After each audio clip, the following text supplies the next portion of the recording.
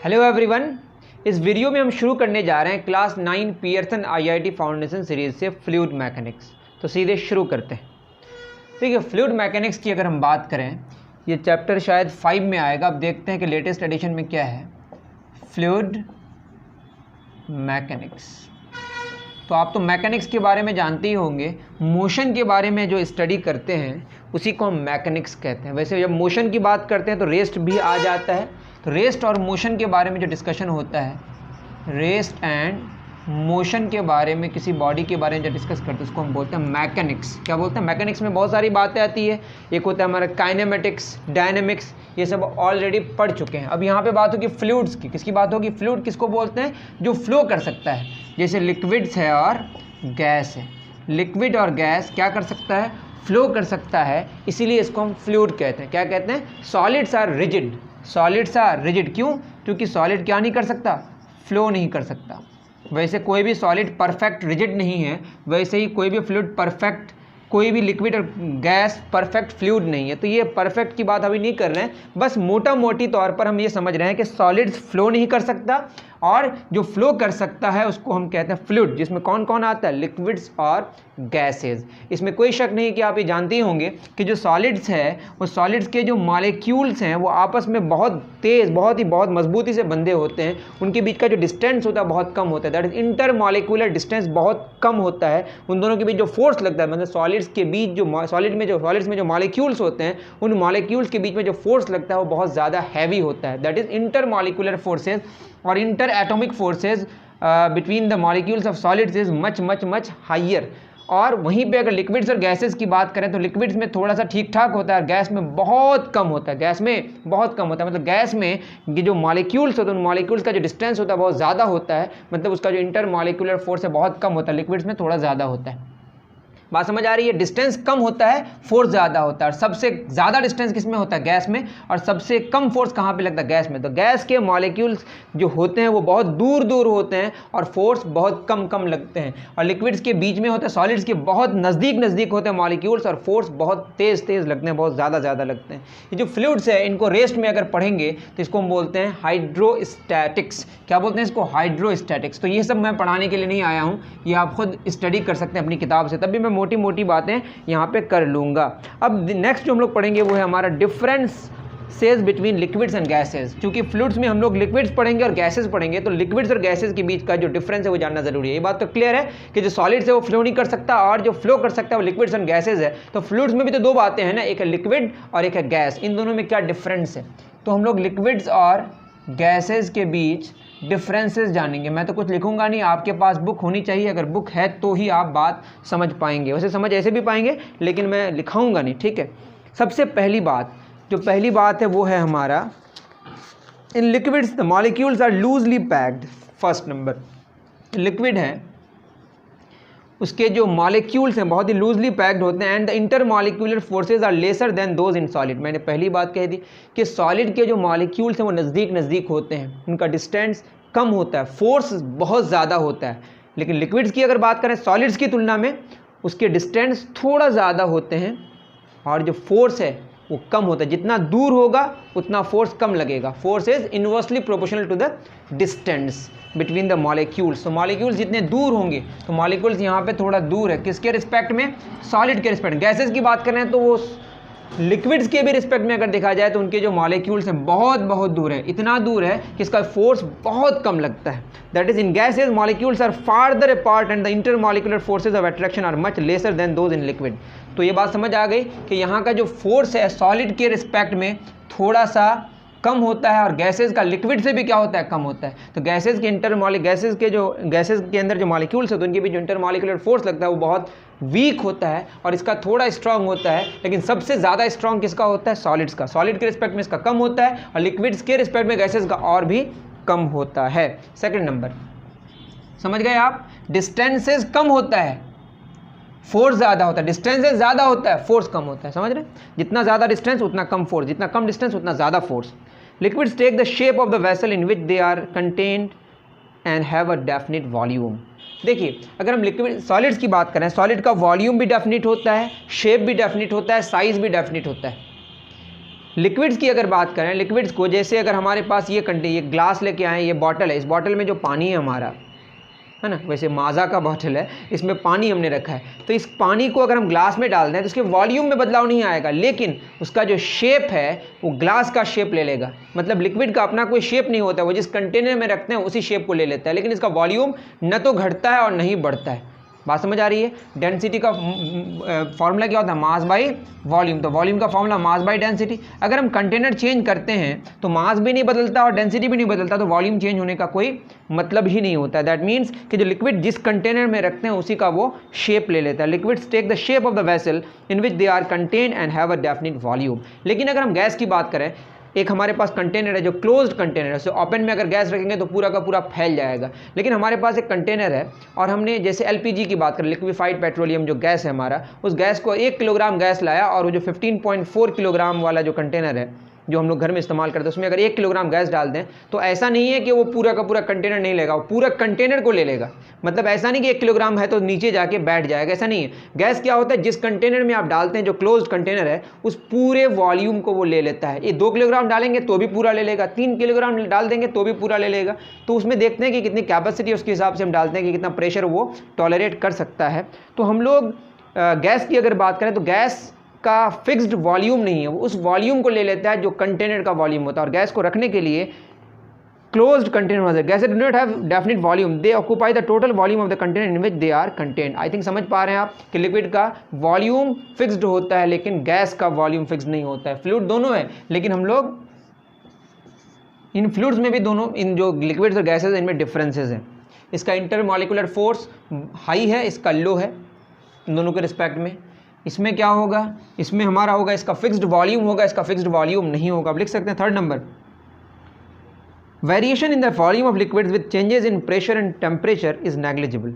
देखिए लिक्विड की अगर हम बात करते हैं, वैसे आप अगर बहुत ज़्यादा टेम्परेचर हाई कर देंगे तो वो जो लिक्विड है वो गैस में कन्वर्ट हो जाएगा, लेकिन जब तक वो लिक्विड है, कि उसमें अगर प्रेशर आप चेंज करें, प्रेशर बढ़ाएं या घटाएं, टेम्परेचर बढ़ाएं या घटाएं, तो उसका जो वेरिएशन ऑफ वॉल्यूम है, मतलब वॉल्यूम में बहुत ज़्यादा बदलाव नहीं आता है। वैसे आता है, जैसे अगर हम मान लेते हैं पानी को हम डाल दें, पानी को हम गर्म करें, तो गर्म करने से पानी थोड़ा थोड़ा फैलेगा, लेकिन इतना कम फैलता है जब तक वो लिक्विड में है कि हम उसको इग्नोर कर सकते हैं। मतलब प्रेशर और टेम्परेचर के वेरिएशन से लिक्विड के वॉल्यूम में बदलाव तो आता है, लेकिन हम उसको इग्नोर कर सकते हैं। लेकिन वहीं पर गैसेस की बात करें तो प्रेशर और टेम्परेचर के वेरिएशन से गैस का जो वॉल्यूम है इतना चेंज होता है कि हम उसको इग्नोर नहीं कर सकते। तो ये बात समझ आ गया कि प्रेशर और टेम्परेचर के वेरिएशन से लिक्विड का वॉल्यूम बहुत कम चेंज होता है, इतना कम चेंज होता है कि लिक्विड के वॉल्यूम के चेंज को हम इग्नोर कर सकते हैं, बट गैसेस में बहुत ज़्यादा चेंज होता है। जब वॉल्यूम चेंज होता है तो क्या होगा बताइए, वॉल्यूम चेंज होगा, मास तो कांस्टेंट है तो डेंसिटी को भी चेंज होना पड़ेगा। बात समझ आ रही है? तो डेंसिटी बराबर क्या होगा, मास बाई वॉल्यूम। मास तो चेंज नहीं होगा ना, वॉल्यूम चेंज होगा तो डेंसिटी चेंज होगा। वॉल्यूम अगर बढ़ेगा तो डेंसिटी घटेगा, वॉल्यूम घटेगा तो डेंसिटी बढ़ेगा। तो ये बात भी आप समझ गए कि टेम्परेचर और प्रेशर के चेंज से जो डेंसिटी चेंज है लिक्विड का वो बहुत कम होता है, नेग्लिजिबल होता है, लेकिन गैसेज का बहुत ज़्यादा होता है। ये भी आप समझ गए, ठीक है ना। When forces are applied on liquids, their volume decreases by very negligible amount। ये बात कितनी बार बोलेंगे, मतलब फोर्स अगर अप्लाई कर रहे हैं, मतलब प्रेशर है, प्रेशर आगे हम लोग जानेंगे। तो प्रेशर या टेम्परेचर के अगर हम बदलें लिक्विड में तो उसका जो चेंज इन वॉल्यूम और चेंज इन डेंसिटी है वो नेग्लिजिबल है। वहीं पे अगर हम गैसेस की बात करें वो बहुत ज़्यादा है। अब देखिए जो सरफेस है, ये 5 नंबर में यही सब बात है। 6 तो छठा जो हमारा है, इसमें अगर हम सरफेस इसकी बात करें, लिक्विड्स की बात करें, जैसे मैंने बाल्टी में या किसी कंटेनर में, ओपन कंटेनर में क्या रखा, एक लिक्विड रखा, जैसे पानी रखा, तो पानी का सबसे ऊपर का एक सरफेस है, तो उसमें एक फ्री सरफेस होता है जो ऊपर में सिर्फ फ्री है, नीचे में जो भी मॉलिक्यूल होगा जो अंदर में होगा वो चारों तरफ से प्रेशर फील होगा। लेकिन अगर सबसे ऊपर की बात करें वो फ्री होता है। लेकिन हम ओपन कंटेनर में अगर हम बात करें गैसेस की, उसको रख नहीं सकते हैं, मतलब गैसेस का कोई ओपन सरफेस नहीं होता, फ्री सरफेस नहीं होता, लेकिन वहीं पे लिक्विड का फ्री सरफेस होता है।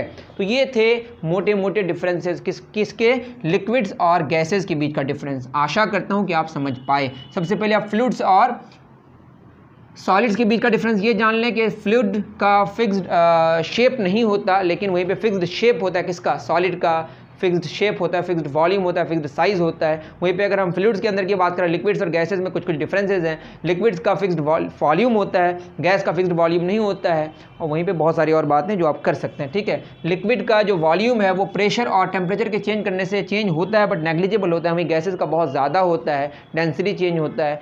लिक्विड का ओपन सरफेस फ्री सरफेस होता है, गैस का ओपन सरफेस फ्री सरफेस नहीं होता है। अब हम लोग इंपॉर्टेंट बात पढ़ेंगे, इसका नाम है थ्रस्ट। क्या नाम है बताइए? थ्रस्ट। ओके, तो शुरू करते हैं हम लोग थ्रस्ट। तो थ्रस्ट बेसिकली एक फोर्स ही है। Thrust is nothing but a normal force. कैसा force? Normal force on a surface.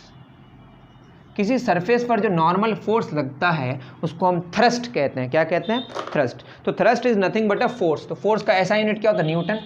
तो इसका ऐसा यूनिट क्या होगा? Newton. Newton, NEWTN, N small लिखते हैं। ये सब मैंने कितनी बार बता दिया क्योंकि एक साइंटिस्ट का नाम है, लेकिन यहाँ यूनिट के लिए इस्तेमाल करें इसलिए ये स्मॉल से शुरू होगा, बट इसका जो सिंबल है वो कैपिटल N होगा।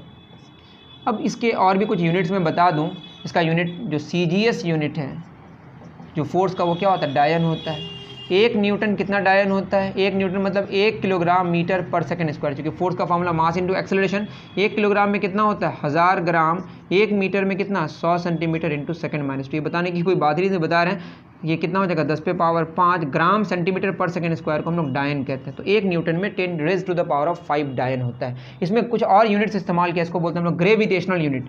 1 किलोग्राम फोर्स, इसी को हम बोलते हैं 1 किलोग्राम वेट। 1 किलोग्राम फोर्स या 1 किलोग्राम वेट किसको कहते हैं? 1 किलोग्राम आपके पास ऑब्जेक्ट है, उसमें एक्सेलरेशन, अगर एक्सेलरेशन ड्यू टू ग्रेविटी इस्तेमाल करें, मतलब 1 किलोग्राम ऑब्जेक्ट है, इसमें एक्सेलरेशन ड्यू टू ग्रेविटी कितना होता है? 9.8 मीटर पर सेकंड स्क्वायर। तो 9.8 किलोग्राम मीटर पर सेकंड स्क्वायर क्या हो जाएगा? 9.8 न्यूटन। उसी तरह से हम बात कर सकते हैं 1 ग्राम फोर्स की, या इसी को हम बोलते हैं 1 ग्राम वेट। इसमें 1 ग्राम लेंगे और 9.8 को अगर 100 से गुना करेंगे सेंटीमीटर में आएगा, दैट इज़ 980 सेंटीमीटर पर सेकंड स्क्वायर। तो ये हो जाएगा 980 ग्राम सेंटीमीटर पर सेकंड स्क्वायर को हम डायन कहते हैं। तो 1 ग्राम फोर्स कितना हो गया? 980 डायन। ठीक है, दीज आर ग्रेविटेशनल यूनिट्स। ये SI ग्रेविटेशनल यूनिट है और ये SI, ये CGS ग्रेविटेशनल यूनिट। तो ये सारी बातें इसके यूनिट्स के बारे में, लेकिन हमको थ्रस्ट को अच्छे से समझाने की ज़रूरत है। आपकी किताब में बहुत बढ़िया से तो बात नहीं करी गई, उसमें बस बोला नॉर्मल फोर्स, लेकिन नॉर्मल होना कोई ज़रूरी नहीं है, नॉर्मल कंपोनेंट लेना ज़रूरी है। देखिए क्या है ना, हमारे पास मान लेते हैं कि ये एक सरफेस है, इसमें कोई फोर्स लगा रहा है इस तरह से, ठीक है, ऐसा फोर्स लगा रहा है और ये फोर्स हमने F लिया, तो ये तो नॉर्मल ही लग रहा है, इसमें कोई शक नहीं है। ये जो फोर्स है ये हमारा क्या है? थ्रस्ट। क्यों? क्योंकि यहाँ पे जो फोर्स लग रहा है इस सरफेस में, ये सरफेस में एक ऐसा फोर्स लग रहा है, नॉर्मल फोर्स लग रहा है। लेकिन अगर हम ऐसा फोर्स ना लेके थोड़ा सा हम क्या ले रहे हैं? टिल्टेड ले रहे हैं, और मान लेते हैं ये नॉर्मल के साथ या हॉरिजॉन्टल के साथ, जिसके साथ भी ये थीटा, ये कितना एंगल बना रहा है? थीटा एंगल बना रहा है, 30 डिग्री बना, कुछ भी बना, मैंने कितना लिया? थीटा लिया। तो थीटा डिग्री अगर एंगल है, ठीक है, और ये फोर्स है। अब ये जो फोर्स है ना, this is not a thrust, not thrust. क्यों थ्रस्ट नहीं है ये? क्योंकि ये जो हमारा फोर्स है नॉर्मल नहीं लग रहा है। कैसे नहीं लग रहा है? नॉर्मल नहीं लग रहा है। अब क्या करेंगे कि जो फोर्स है इसके दो कंपोनेंट हम निकालेंगे, इसको अब देखेंगे, ये थीटा है, ये जो हमारा निकलेगा, ये जो फोर्स का वैल्यू है यहाँ पे, ये हो जाएगा, इसको हम मान लेते हैं OABC। अगर हम यहाँ पे साइन और कॉस इस्तेमाल करें, अगर साइन कॉस पता नहीं है तो आप मेरे वीडियोस देख सकते हैं, मैंने ट्रिगोनोमेट्री के थ्योरीज 2 लेक्चर्स में कंप्लीट कर दी है, ठीक है। मैं अगर कॉस थीटा की बात करूँ, कॉस थीटा क्या होता है? Base by hypotenuse. बेस कौन है? OA बटे हाइपोटेन्यूस क्या होगा हमारा? हाइपोटेन्यूस कौन होगा? OB। OB हमारा क्या है? एक्चुअली ये फोर्स है, ये जो फोर्स है ना, ये जो फोर्स लग रहा है, इसका मैग्नीट्यूड के लिए हमने ऐसा दिखाया है, ये इसका मैग्नीट्यूड है। मेरी बात समझ आ रही है? तो ये फोर्स को आप यहाँ पे ऐसे समझ रहे हैं, यहाँ पे ना करके हम क्या करें, ये फोर्स यहाँ पे हम दिखा रहे हैं, समझ पा रहे हैं? ये फोर्स जो ये हम दिखा रहे हैं लाइन सेगमेंट, ये रफली उसका मैग्नीट्यूड शो कर रहा है, ठीक है। कॉस थीटा बराबर OA बाई OB, तो OA by OB cos theta, that is OA बराबर क्या हो जाएगा? OB कॉस थीटा, और हमारा OB क्या है? F cos theta. जो फोर्स लग रहा है इसके 2 कंपोनेंट्स होंगे। अगर आप समझ रहे हैं तो बहुत अच्छी बात है। कितने कंपोनेंट्स हैं? 2। एक होगा हमारा OA लिखना सही नहीं होगा, AO होगा एक्चुअली, ठीक है। OA मैं लिख रहा हूँ, लेकिन देखिए ये अंदर की तरफ है तो ये भी अंदर की तरफ होगा। जो कंपोनेंट है वो, अगर ये बाहर की तरफ होता तो कंपोनेंट भी किधर होता? बाहर की तरफ। तो ये हो गया हमारा F कॉस थीटा। उसके बाद अगर हम बात करें, इसी को हम बोलते हैं, ये इसका क्या है, सरफेस का parallel component, that is F parallel, F parallel. वहीं पे अगर हम बात करें साइन थीटा की, तो ये हो जाएगा हमारा साइन थीटा क्या होता है, परपेंडिकुलर बटे hypotenuse, that is A B बटे ओ बी, ए बी बटे ओ बी। और ए बी किसके बराबर है, ओ सी के बराबर है, that is A B is equal to O B sine theta. और ए बी किसके बराबर है, ओ सी के बराबर, ओ सी बराबर हो गया O B, that is F sine theta. और इसी को हम बोलते हैं, चूंकि सरफेस के नॉर्मल है तो ये हो जाएगा एफ नॉर्मल बराबर एफ साइन थीटा। तो दो कंपोनेंट हो गया, कॉस वाला एक साइन वाला। अगर आप यहाँ थीटा लेते तो ये कॉस आता, ये साइन आता, जो भी होता आप देख सकते थे, ठीक है। तो बात ये है कि जो कंपोनेंट है, ये कौन सा कंपोनेंट हो गया, ये हो गया हमारा ये वाला, ये हो गया एफ साइन थीटा, ये एफ कॉस थीटा। और एफ साइन थीटा क्या हो गया, एफ नॉर्मल, जो कि सरफेस के नॉर्मल लग रहा है।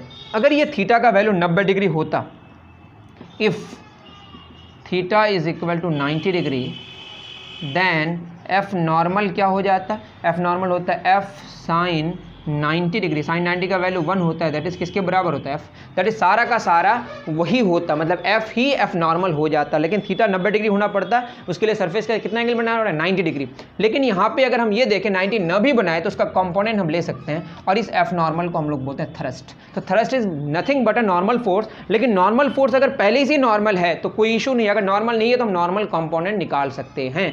मेरी बात समझ आ रही है, ये जितना कम होते जाएगा, मतलब ये थीटा का वैल्यू जितना कम होते जाएगा, एफ साइन थीटा उतना कम होते जाएगा। बात समझ आ रही है। अगर ये बिल्कुल पैरेलल हो जाए तो वैनिश हो जाएगा, मतलब नॉर्मल फोर्स नहीं लगेगा। जैसे कोई कांठी अगर ठोके यहाँ पे तो ये नॉर्मल फोर्स है, अगर ऐसे ठोकेंगे तो भी अंदर जाएगा, लेकिन किसकी वजह से जाएगा, नॉर्मल फोर्स की वजह से, मतलब नॉर्मल कंपोनेंट की वजह से। और अगर कोई ऐसे कांठी ठोकेगा नहीं जाएगा, क्यों, क्योंकि जो हमारा थीटा का वैल्यू 0 डिग्री हो गया, और F sine 0 degree, sine 0 degree कितना होता है, 0। मेरी बात समझ आ रही है। थीटा अगर 0 हो जाए, if theta is equal to 0 degree, मतलब फोर्स हम कैसे लगा रहे हैं, उस सरफेस के पैरेलल लगा रहे हैं, मतलब वो कांठी को अगर हम ऐसे पैरेलल ऐसे ठोकें तो नीचे आ जाएगा, वो कभी अंदर इंसर्ट नहीं होगा। दैट इज जो एफ नॉर्मल होगा वो होगा एफ साइन 0 डिग्री, साइन 0 का वैल्यू 0 होता है, दैट इज 0 हो जाएगा। तो नॉर्मल फोर्स अगर थोड़ा सा भी है, उसकी वजह से उसका इफेक्ट उस सरफेस में हो सकता है। नॉर्मल फोर्स 0 हो गया तो उसका कोई इफेक्ट नहीं होगा। तो दैट इज थ्रस्ट क्या है, तो थ्रस्ट एक क्या है, नॉर्मल फोर्स है। ये तो आप मोटे मोटे तौर पर समझ सकते हैं, लेकिन नॉर्मली फोर्स अगर नहीं लग रहा है तो उसका कंपोनेंट को हम लेंगे थ्रस्ट के प्लेस में। बात समझ रहे हैं, लेकिन वो कैसा होना पड़ेगा, नॉर्मल कंपोनेंट। कौन सा कंपोनेंट, तो थ्रस्ट एक फोर्स है, लेकिन कौन सा फोर्स, नॉर्मल फोर्स। अगर डायरेक्टली नॉर्मल है तो बहुत अच्छी बात है, नहीं है तो उसका कंपोनेंट निकाल के जानेंगे। तो समझ गए आप। तो जो प्रेशर है, अब आते हैं हम प्रेशर में, किसमें, प्रेशर। तो प्रेशर का सिंबल हम लोग P इस्तेमाल करते हैं। यह एक जैसे थ्रस्ट एक वेक्टर क्वांटिटी है, क्यों, क्योंकि ये फोर्स है। प्रेशर एक स्केलर क्वांटिटी है, उस पर मैं डिस्कस नहीं कर रहा इसके स्केलर वेक्टर पे, क्योंकि ये टेंसर क्वांटिटी का डिस्कशन करना पड़ेगा मुझे। लेकिन प्रेशर वेक्टर नहीं है, नॉट वेक्टर। इसमें डायरेक्शन है लेकिन ये वेक्टर नहीं है, तो क्लियर है क्या नहीं है, वेक्टर नहीं है। अब बताइए जो थ्रस्ट हम लगाते हैं, अब अगर हम इस पेन को इस क्या कह रहे हैं, इस जो दीवार पे अगर इसको ठोकने की कोशिश करें, क्या अंदर जाएगा, क्यों नहीं जाएगा, जा सकता है लेकिन बहुत मुश्किल से जाएगा। लेकिन अगर वहीं पे अगर हम कांठी लेके आएँ, एक नेल लेके आएँ जो नुकीला होगा, तो वो आराम से अंदर चला जाएगा। इसको हम हाथ के अंदर घुसाने की कोशिश करें, क्या जाएगा, नहीं जाएगा। लेकिन वहीं पे अगर इंजेक्शन की बात करें, सुई की बात करें, आराम से वो चला जाता है। क्यों, एरिया इज इंपॉर्टेंट। क्या इंपॉर्टेंट, तो थ्रस्ट तो इंपॉर्टेंट है ही कि नॉर्मल फोर्स लगना पड़ेगा। नॉर्मल फोर्स अगर सबसे ज़्यादा नॉर्मल फोर्स कब होगा, जब एंगल 90 डिग्री होगा। और अगर थीटा का वैल्यू हम अगर सरफेस के साथ क्या करते जाएँ, घटाते जाएँ, तो जो नॉर्मल फोर्स है वो कम होते जाएगा। दैट इज थ्रस्ट तो इंपॉर्टेंट है ही कि कितना इफेक्ट होगा उस सरफेस पे, साथ में एरिया का भी इंपॉर्टेंस है जिसको हम अंदर करने की कोशिश कर रहे हैं। जितना कम एरिया होगा उतना ज़्यादा इफेक्ट फोर्स होगा, उसी को हम प्रेशर कहते हैं। दैट इज प्रेशर की अगर बात करें, प्रेशर जो प्रोपोर्शनल होगा वो थ्रस्ट का तो होगा ही। थ्रस्ट का मतलब normal force on the surface, और किसका प्रोपोर्शनल होगा, 1/एरिया। एरिया जितना कम होगा उतना ज़्यादा इफेक्ट होगा। आप खुद देख सकते हैं कि चाकू का एरिया कितना कम होता है, उतना ज़्यादा वहाँ से सब्जी कटती है। अगर उसका एरिया ज़्यादा हो जाए, मतलब अगर वो उसका जो क्रॉस सेक्शन है वो मोटा हो जाए, ख़राब हो जाए, तो वो सब्जियाँ नहीं कटेंगी। क्यों, क्योंकि एरिया ज़्यादा हो गया तो प्रेशर क्या हो जाएगा, कम हो जाएगा। तो एरिया ज़्यादा होने से प्रेशर कम, एरिया कम होने से प्रेशर ज़्यादा। बात समझ आ रही है। तो प्रेशर प्रोपोर्शनल किसका हो गया, एफ नॉर्मल बटे एरिया। आप थ्रस्ट भी लिख सकते हैं, हम नॉर्मल फोर्स इस्तेमाल करेंगे तो एक कांस्टेंट देते हैं, कांस्टेंट वैसे 1 ले सकते हैं, एफ। बस ये फॉर्मूला जानना है। मतलब ये कांस्टेंट हटा, ये कांस्टेंट देना पड़ेगा ना, वो कांस्टेंट हमने कितना लिया 1 ले लिया, ठीक है, कन्वीनियंस के लिए आप समझिएगा बाद में सारी चीज़ें। बस याद रख लीजिए प्रेशर का फॉर्मूला क्या हो गया, नॉर्मल फोर्स बाई एरिया। तो जितना ज़्यादा नॉर्मल फोर्स होगा उतना ज़्यादा प्रेशर होगा, जितना कम एरिया होगा उतना ज़्यादा प्रेशर होगा। That is pressure is the effect of force, ठीक है। बट फोर्स का इफेक्ट कब ज़्यादा होगा, जब एरिया कम से कम होगा और नॉर्मल फोर्स ज़्यादा से ज़्यादा होगा। इसका यूनिट क्या होगा, फोर्स का न्यूटन, एरिया का मीटर स्क्वायर, इसको बोलते हैं न्यूटन पर मीटर स्क्वायर, और यही हो जाएगा हमारा पास्कल, कैपिटल P स्मॉल है, यहाँ स्मॉल p है, ठीक है। ये चाहे तो आप इसको फंडामेंटल यूनिट्स में भी लिख सकते हैं, न्यूटन मतलब किलोग्राम मीटर पर सेकेंड स्क्वायर बटे मीटर स्क्वायर। यहाँ पावर 1 है, 1 - 2 -1 हो जाएगा, किलोग्राम मीटर -1 सेकेंड -2, इसका डायमेंशन भी लिख दे रहे हैं ml -1 t -2, ओके। तो ये सारी चीज़ें हैं। तो प्रेशर की बात आप समझ गए, ठीक है। अगर बात किया जाए 1 पास्कल कितना होता है, तो 1 पास्कल हमारा हो जाएगा 1 न्यूटन पर मीटर स्क्वायर, मतलब 1 न्यूटन, इसको लिख सकते हैं 1 न्यूटन बाई 1 मीटर स्क्वायर। किसी सरफेस पर अगर नॉर्मल फोर्स 1 न्यूटन लग रहा है और वो सरफेस का एरिया 1 मीटर स्क्वायर है, तो प्रेशर कितना हुआ 1 पास्कल। 1 पास्कल क्या है, 1 मीटर स्क्वायर पर अगर नॉर्मल फोर्स 1 न्यूटन लग रहा है तो उसको हम बोलेंगे वो 1 पास्कल प्रेशर है। कितना प्रेशर है, 1 पास्कल प्रेशर है। समझ पा रहे हैं, चलिए बहुत अच्छी बात है। प्रेशर के और भी बहुत सारे यूनिट्स हैं, mm of Hg, cm of Hg, ये सारा डिस्कस करेंगे जब हम लोग क्या पढ़ेंगे, एटमॉस्फेरिक प्रेशर। क्या पढ़ेंगे, एटमॉस्फेरिक प्रेशर। 1 न्यूटन पर मीटर स्क्वायर, अब यहाँ पे बेकार बात है तभी मैं कर दे रहा हूँ। 1 न्यूटन में कितना डायन होता है, 1 न्यूटन में हमारा अभी हमने जाना 10 raise to the power of 5, 1 newton को लिख दें पहले, 1 newton by 1 metre square. 1 newton में कितना होता है 10 पे पावर 5 डायन, मतलब ये हो गया CGS यूनिट। 1 मीटर स्क्वायर मतलब 100 सेंटीमीटर गुना 100 सेंटीमीटर, 1 मीटर स्क्वायर 1 मीटर गुना 1 मीटर लिख सकते हैं इसको ना। 10 पे पावर 4 है, ये ऊपर चला जाएगा तो क्या हो जाएगा 5 - 4 डायन पर सेंटीमीटर स्क्वायर। तो 10 पे पावर 5 में 4 गया 1 डायन पर सेंटीमीटर स्क्वायर। तो 1 न्यूटन पर मीटर स्क्वायर कितना हो गया 10 डायन पर सेंटीमीटर स्क्वायर। ऐसा यूनिट है ये, और ये CGS यूनिट है, ओके। अब उसके बाद कह रहा है 1 किलोग्राम फोर्स, मतलब 1 किलोग्राम वेट पर मीटर स्क्वायर।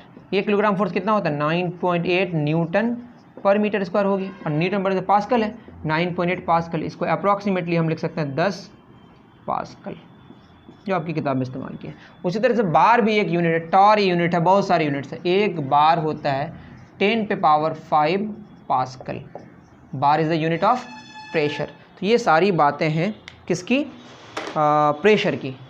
तो और भी चीज़ें हैं जो हमें पढ़ाने की ज़रूरत है। क्या मैं आज कर लूँ इसको आज भी मैं कर सकता था, लेकिन इसको मैं अलग से करूँगा। आप इतना ही रखें, क्योंकि इंट्रोडक्शन है, हो सकता है आपके लिए ज़्यादा हो जाए। उम्मीद करता हूँ कि जो सारी बातें हमने करी आपको समझ आया होगा। और अगर आपके दोस्त हैं जो इंतज़ार कर रहे थे फ्लूइड मैकेनिक्स के लिए, उनको भी शेयर कर दें कि शुरू हो चुका है और यहाँ पर पियर्सन की पढ़ाई होती है। ऐसे दोस्तों को भी शेयर कर दें जो पियर्सन पढ़ना चाहते हैं। Okay, thank you very much. मिलते हैं फिर नेक्स्ट वीडियो में। ओके।